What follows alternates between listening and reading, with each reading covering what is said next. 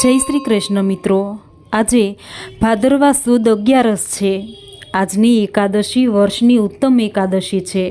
આજની એકાદશીને પરિવર્તિની એકાદશી કહેવાય છે, કારણ કે આજે ભગવાન જળમાં પોઢેલા છે અને આજે ભગવાને પડખું ફેરવ્યું છે, માટે જ આ એકાદશીને પરિવર્તિની એકાદશી કહેવાય છે। તેમજ આજની એકાદશીને વામન એકાદશી અને જળ ઝીણી એકાદશી પણ કહેવાય છે।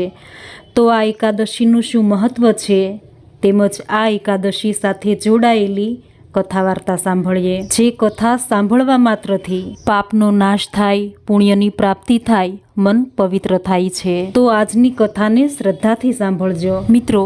આજની એકાદશીને જળ ઝીણી એકાદશી પણ કહેવાય છે। એવું કહેવાય છે કે આજે ભગવાન શ્રી કૃષ્ણએ ગોપીઓ સાથે નૌકામાં બેસી જળ વિહાર કર્યો હતો। તેમજ બીજી માન્યતા અનુસાર ભગવાન શ્રી કૃષ્ણના જન્મ પછી માતા યશોદા અને નંદ બાબા સાથે ભગવાન શ્રી કૃષ્ણને નવા કપડાં પહેરાવી નગરમાં ફરવા લાવ્યા હતા અને નગરવાસીઓએ આજે ભગવાન શ્રી કૃષ્ણને પુષ્પ, ચોખા અને જળથી વધાવી આનંદ કર્યો હતો અને ભગવાન બાલગોપાલ શ્રી કૃષ્ણના દર્શન કરી પાવન થયા હતા। એ દિવસ ભાદરવા સુદ 11નો હતો અને એ દિવસથી દરેક મંદિરમાં આજે ભગવાનને નૌકામાં બેસાડી જળ વિહાર કરાવાય છે અને જળ ઝીણી એકાદશીનો ઉત્સવ મનાવાય છે। આજે જે ભાવિકો મંદિરમાં ભગવાનને નૌકા વિહારના દર્શન કરશે તેના દરેક પાપનો નાશ થઈ પુણ્યની પ્રાપ્તિ થશે।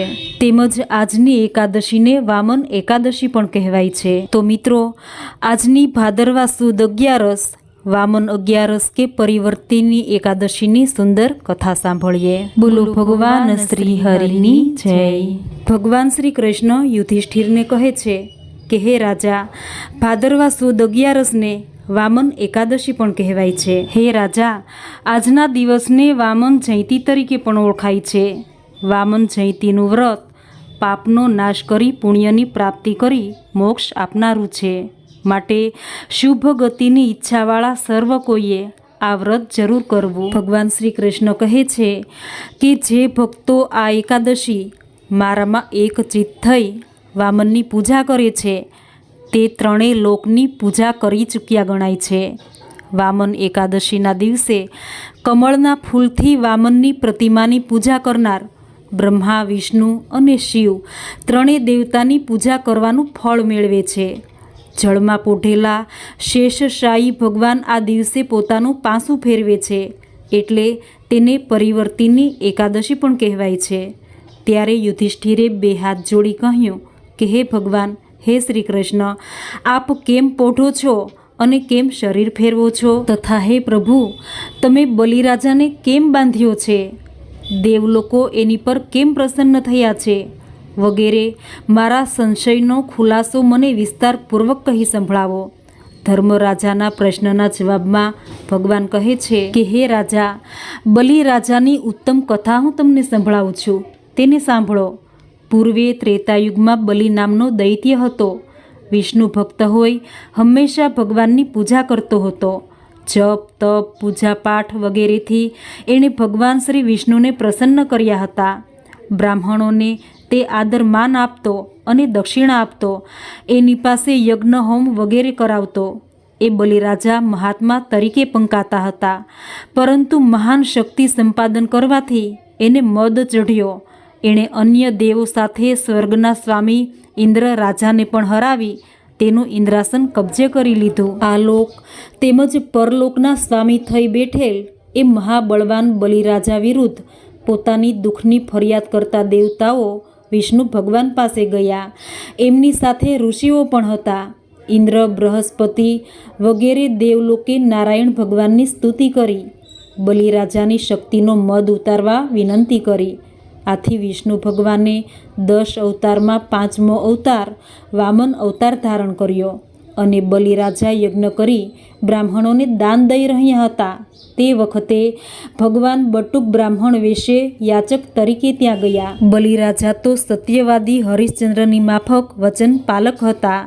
એણે એ બ્રાહ્મણોને તેની ઈચ્છા મુજબ દક્ષિણા આપવા વચન આપ્યું અને વચનથી બંધાયેલા બલિરાજાને આમ કપટથી છેતરી એ બટુકે તેની પાસે 3 પગલાં જમીન દાનમાં માગી.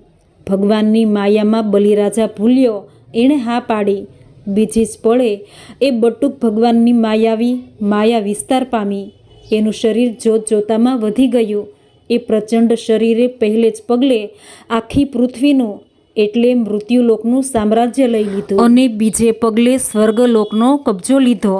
જ્યારે ત્રીજું પગલું ક્યાં ભરવું એના માટે બલિરાજાને પૂછ્યું કે હે મહાદાની અને વચનપાલક રાજા, મારા 2 વિરાટ પગલાંથી મેં સ્વર્ગલોક અને મૃત્યુલોકને દાનમાં લીધા છે.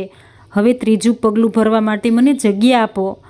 વિષ્ણુ ભગવાનનું માયાવી સ્વરૂપ નિહાળી દીનહીન અને નમ્ર બની ચૂકેલ બલિરાજા ઘૂંટણે પડી પોતાનું માથું નીચે નમાવી એની ઉપર ત્રીજું પગલું ભરી લેવા કહ્યું. એટલે વિષ્ણુ ભગવાને તેના માથા પર પગ મૂકી એને પાતાળમાં ઉતારી દીધો. છતાં તેણે પોતાનો ટેક તોડ્યો નહીં અને પોતાનું વચન પણ મિથ્યા કર્યું નહીં. સૂર્યદેવ અને ઋષિઓએ ભગવાન વિષ્ણુના આ વિરાટ સ્વરૂપને વંદન કર્યા. સૂર્ય, ચંદ્ર, ગ્રહ, નક્ષત્ર, ઇન્દ્ર અને શેષ વગેરેએ વેદના સૂત્રોથી સ્તુતિ કરી. ક્રોધ શાંત કરી પાછું સૌમ્ય શાંત સ્વરૂપ ધારણ કરવા પ્રાર્થના કરી. એટલે ભગવાને પોતાનું રુદ્ર સ્વરૂપ અંતર ધ્યાન કરી દીધું. એ બલિરાજાની આ ભક્તિ તથા સત્ય પાલનથી ભગવાન અત્યંત પ્રસન્ન થયા. તેમણે વરદાન માગવા કહ્યું અને બલિરાજાએ વચન માગતા તેના પ્રત્યુત્તર રૂપે કહ્યું કે હે બલિરાજા, આજથી નિરંતર તારી પાસે જ રહીશ. આમ ભાદરવા માસની શુક્લ પક્ષની પરિવર્તિની કે જયંતી એકાદશીના દિવસે શ્રી વિષ્ણુ ભગવાનનું એક સ્વરૂપ પાતાળમાં બલિરાજાની પાસે રહે છે અને બીજા સ્વરૂપે સમુદ્રોમાં ઉત્તમ ક્ષીરસાગરમાં શેષ નાગની ઉપર પોઢે છે. જ્યાં સુધી કારતક સુદ 11 આવે છે ત્યાં સુધી ભગવાન ત્યાં રહે છે. આ એકાદશીના દિવસે દહીંનું, રૂપાનું અને ચોખાનું દાન કરનાર મનુષ્યને મોક્ષની ગતિ થાય છે. ઇતિ સ્કંદ પુરાણે ચૈતી એકાદશી મહાત્મ્ય કથા સંપૂર્ણ. બોલો ભગવાન શ્રી હરિની જય. મિત્રો, વિડીયોને લાઈક કરી કમેન્ટમાં જય શ્રી હરિ લખી ચેનલને સબસ્ક્રાઈબ ના કરી હોય તો ત્યારે જ કરી દેજો. જય શ્રી કૃષ્ણ.